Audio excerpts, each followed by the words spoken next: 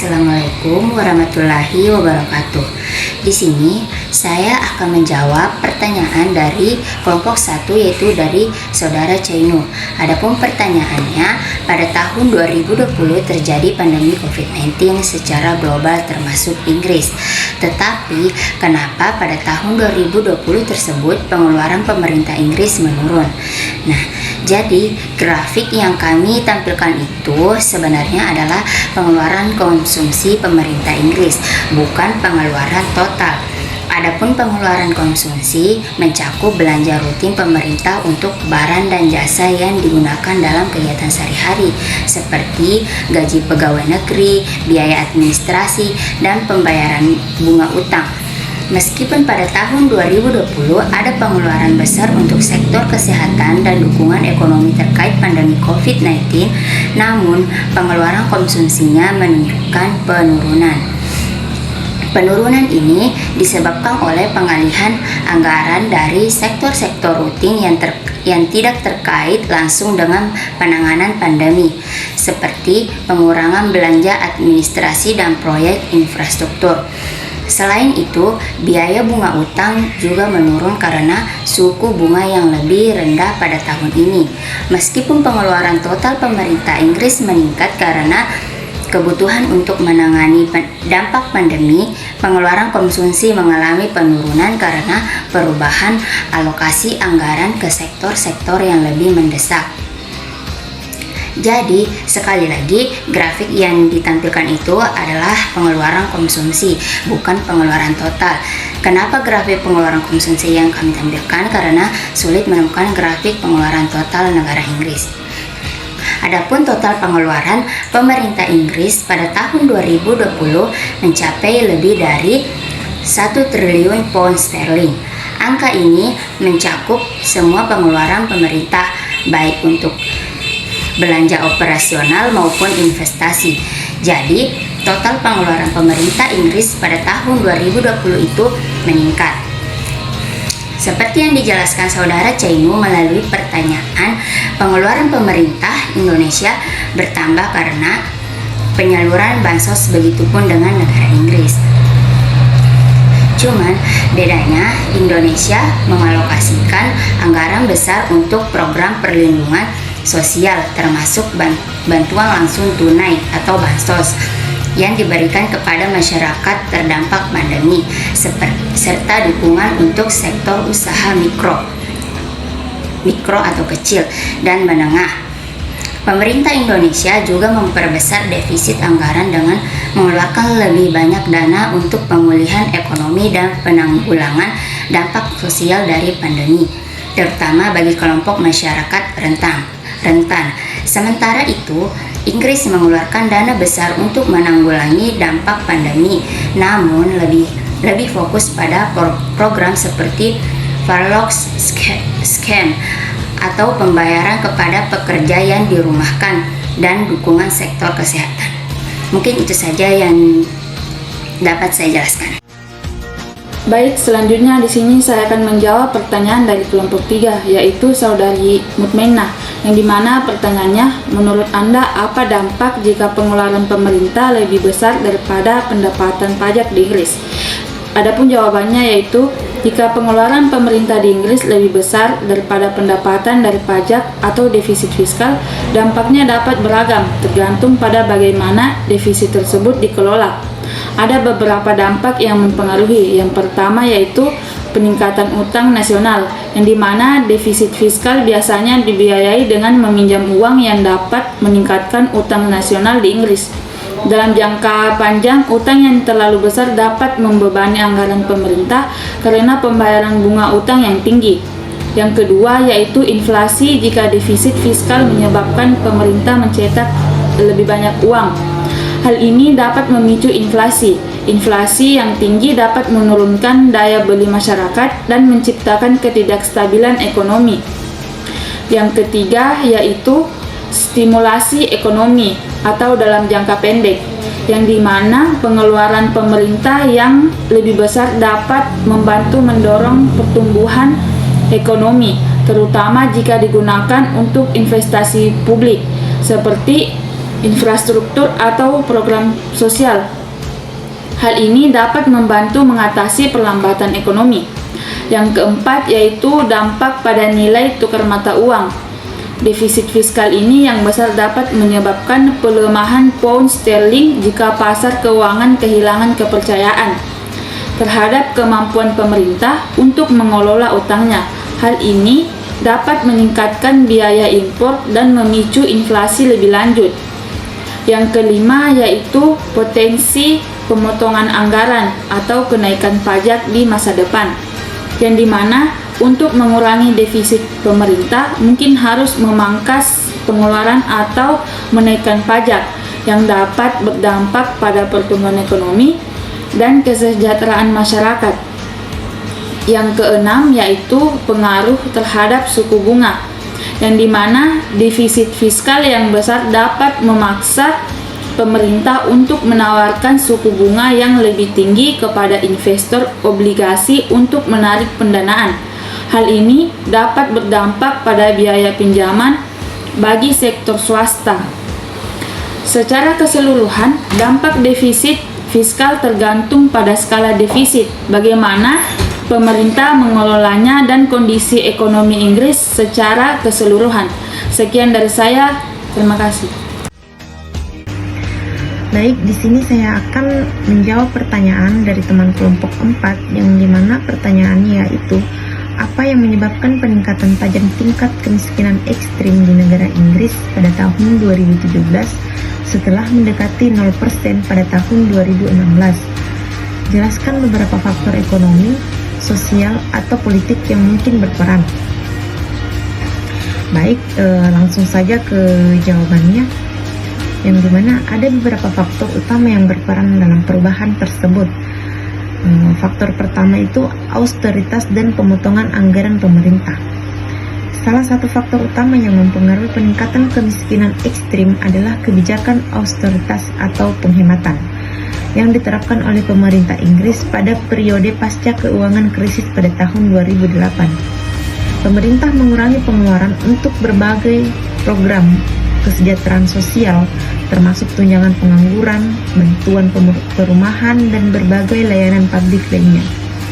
Kebijakan ini memperburuk kondisi kehidupan bagi banyak keluarga yang berpenghasilan rendah dan dapat juga lebih rentan terhadap kemiskinan ekstrim. Pada tahun 2017, beberapa kebijakan terkait pemotongan anggaran sosial mulai menunjukkan dampak yang lebih nyata. Pemotongan dalam program kesejahteraan seperti universal credit, sebuah sistem pembayaran tunjangan terpadu, serta pengurangan tunjangan untuk keluarga dengan anak meningkatkan kesulitan keuangan bagi banyak rumah tangga. Faktor yang kedua yaitu ada kenaikan biaya hidup. Pada periode sekitar tahun 2017, biaya hidup di Inggris, terutama biaya perumahan dan energi, meningkat secara signifikan. Harga rumah dan sewa meningkat pesat, sementara upah real atau stagnan atau bahkan penurunan setelah inflasi. Kenaikan biaya energi dan tagihan utilitas juga memberikan tekanan lebih besar pada keluarga dengan pendapatan yang lebih rendah, yang dapat mendorong mereka ke garis kemiskinan yang ekstrim. Sementara itu, kenaikan harga barang-barang konsumsi dasar seperti makanan dan transportasi juga semakin membebani anggaran rumah tangga, sehingga banyak orang yang sebelumnya dapat menghindari kemiskinan ekstrim terjerumus ke dalam kondisi yang tersebut. Faktor ketiga ada Brexit dan ketidakpastian ekonomi. Pada keluarnya Inggris dari Uni Eropa, Brexit yang dimulai pada tahun 2016 dan berlangsung hingga pada tahun 2017 membawa ketidakpastian ekonomi yang signifikan. Meskipun beberapa faktor ekonomi di Inggris mendapat keuntungan dari pelemahan nilai tukar pound sterling. Setelah hasil referendum Brexit, banyak perusahaan dan rumah tangga yang merasa dampaknya negatif. Ketidakpastian ekonomi akibat Brexit menyebabkan penurunan investasi, pengurangan lapangan pekerjaan, dan ketegangan pasar tenaga kerja. banyak pekerja juga dengan kontrak paruh penuh waktu atau pekerjaan sementara yang kehilangan pekerjaan atau menghadapi pemotongan jam kerja. Hal ini dapat memperburuk ketidakamanan ekonomi bagi keluarga yang berpendapatan rendah dan mendorong lebih banyak orang ke dalam kemiskinan yang ekstrim.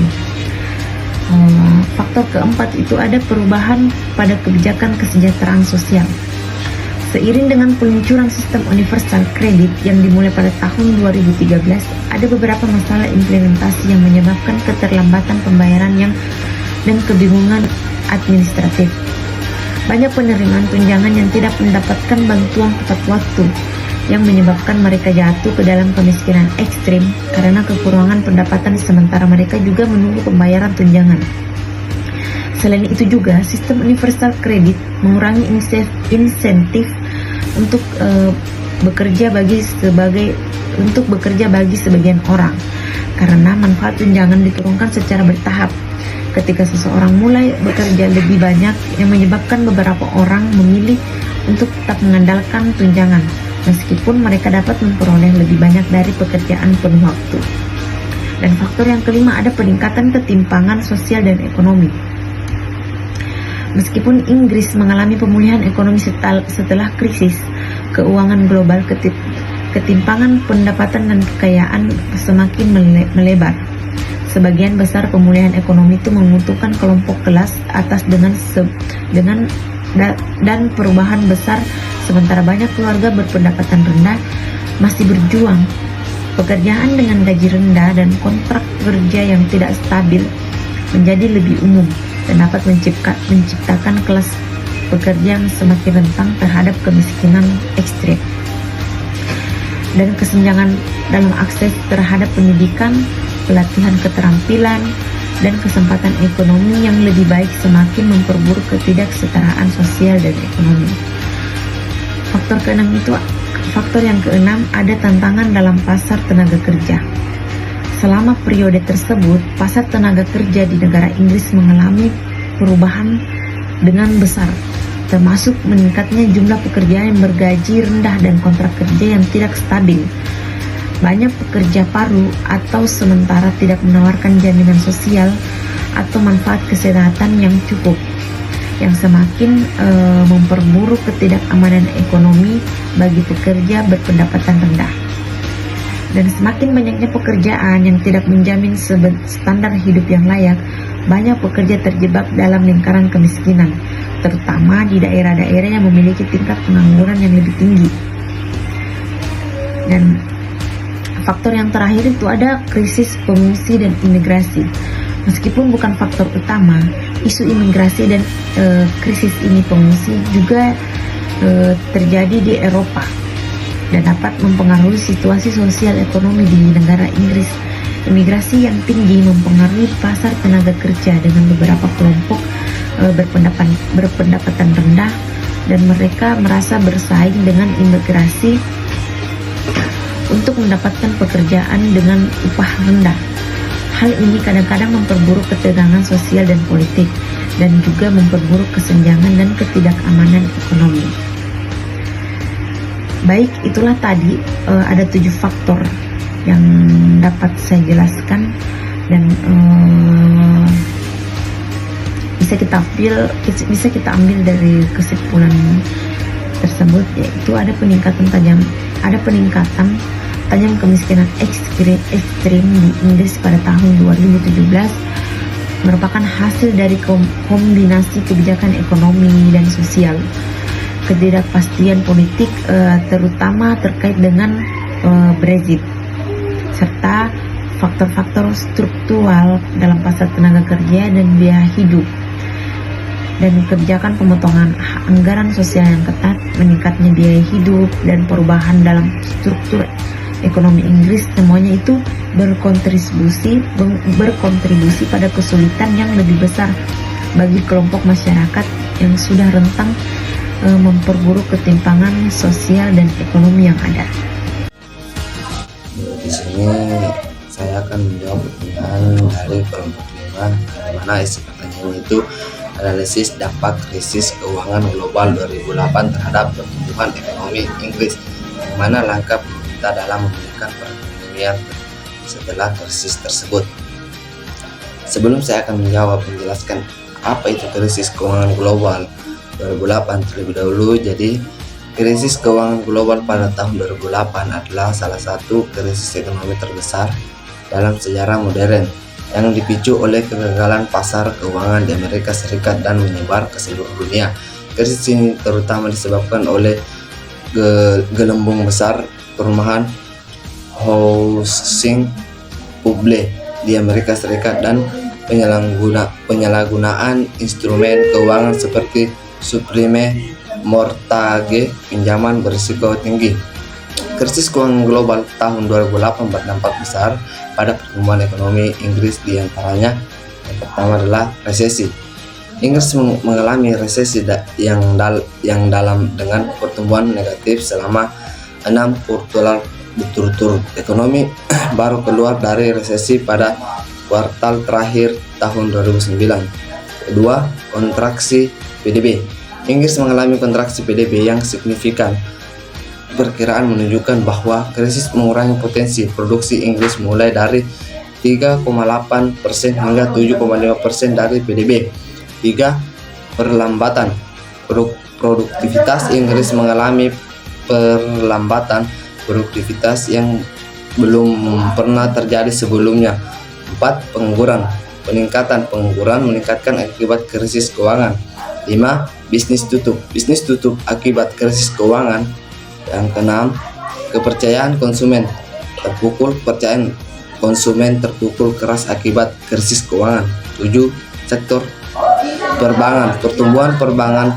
Sektor perbankan membutuhkan bantuan besar dari pemerintah untuk menghindari keruntuhan total. Adapun langkah-langkah pemerintah Inggris untuk memulihkan ekonomi setelah krisis 2008, yaitu yang pertama, mengambil alih saham bank.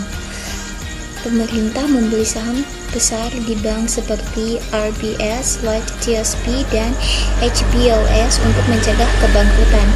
Yang kedua, menjamin aset bank.